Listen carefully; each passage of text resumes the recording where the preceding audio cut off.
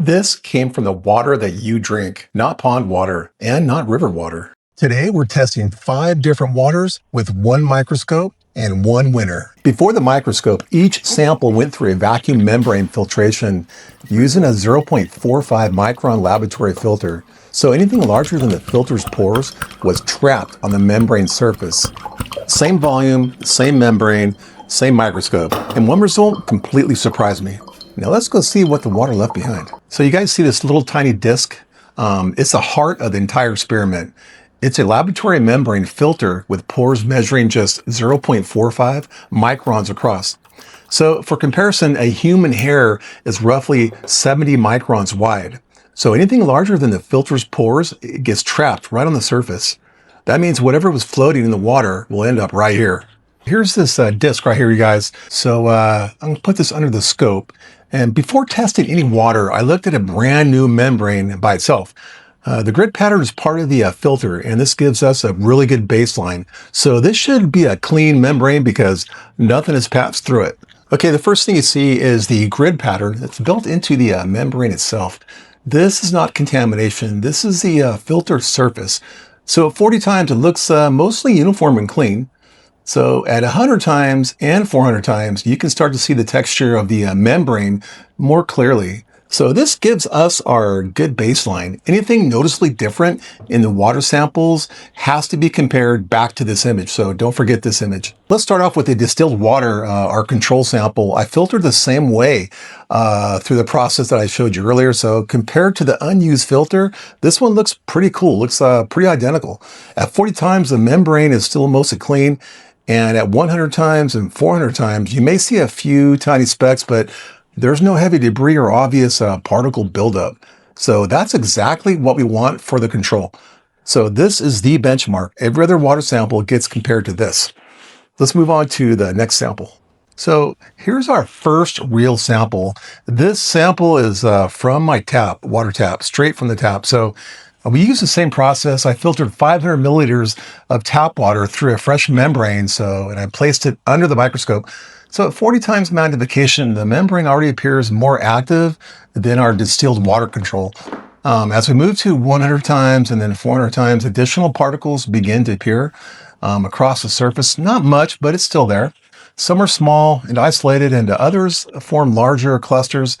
So without laboratory testing, we can't identify exactly what these particles are, but compared to the distilled water sample, there's clearly more material present here on the membrane. And this is only our first comparison, so let's go check out the next sample. Okay, for this sample, it's Brita filtered water. It's the Brita Elite. I went out there and spent $42 on this thing, so let's see what it can do.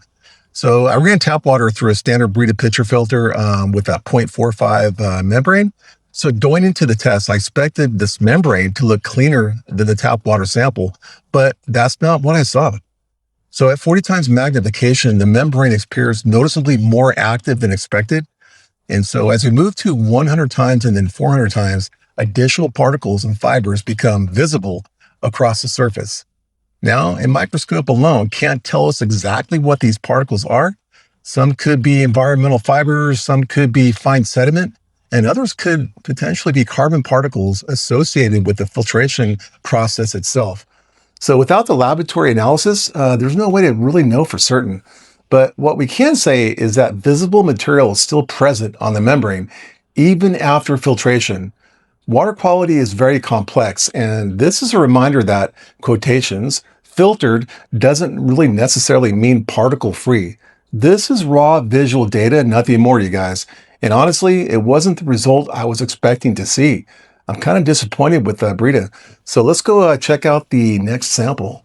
So this one I chose Aquafina, right? So by now we've looked at distilled water, tap water, and Brita Ultra. And so the question is simple. Can a major bottled water brand do any better than the rest? So for this test, again, I filtered 500 milliliters of Aquafina through a fresh 0.45 micron membrane and placed it under the scope. So at 40 times magnification, the membrane appears relatively clean, which is surprising to me. But as we move to the 100 times and the 400 times, additional particles begin to appear across the surface. Some appear isolated and others appear clustered.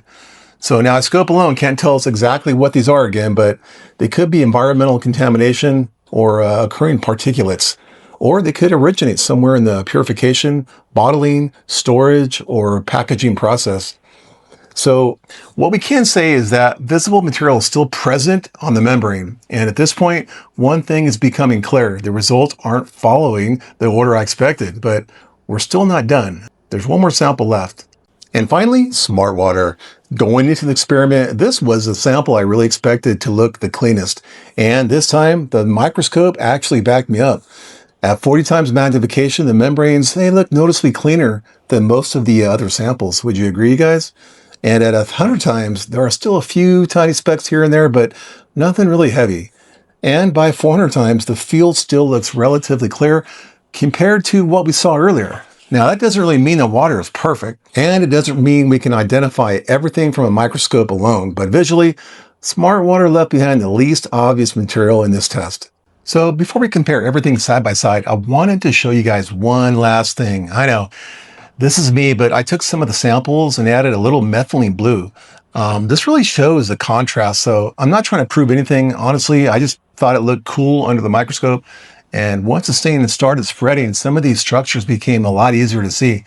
And again, this doesn't really tell us what the particles are, but it's not part of the experiment. I just want to see what would happen. And I do have to admit, some of this footage looks pretty cool. So there you go. Let's take a look at this side by side. All right, here's the moment of truth, you guys. And after filtering 500 milliliters of each water and putting the membranes under the microscope, this is what we're left with. Let's compare everything side by side. It's the same magnification, same lighting, no switching, no cherry picking, just the raw results. And between you and me, it's like the Brita Elite really let me down. And I'm really happy with the Smartwater. And believe it or not, the tap water, it looks pretty good. All right, lab rats, we've looked at every sample. We've filtered the water, we've examined the membranes, and now it's time for the final ranking. Just remember, this isn't a test of safety. This isn't a laboratory certification. This is simply my ranking based on what was observed under the microscope. Let's start at the bottom. In fourth place, Brita filtered water and an unhappy face. Honestly, this was the biggest surprise of the entire experiment. Going into the test, I expected Brita to outperform several of the other samples. Instead, the membrane it showed more visible material than I anticipated. I was kind of let down. In third place, Aquafina. The sample wasn't terrible, but it definitely left behind more visible material than the top two contenders. Don't get me wrong, I like Aquafina, but it ranked number 3 for me. In second place, tap water. And I know that's going to surprise a lot of people. Believe it or not, tap water is actually good. It surprised me too. For all the criticism tap water gets, it's actually performed much better than I expected under the microscope, which leaves our winner, Smartwater. Out of every sample in the experiment, Smartwater consistently appeared the cleanest under the microscope and left behind the least visible material on the membrane. Good job, Smartwater. Again, this doesn't mean it's perfect. Don't get me wrong. And it doesn't mean it's automatically safe. But based on what we observed today, Smartwater takes the top spot. And honestly, that was one of the few results that actually matched my expectations. If you enjoyed this experiment and want to see more everyday products put under the microscope, hit subscribe. And let me know in the comments what we should test next. Until next time, take care of yourself and others.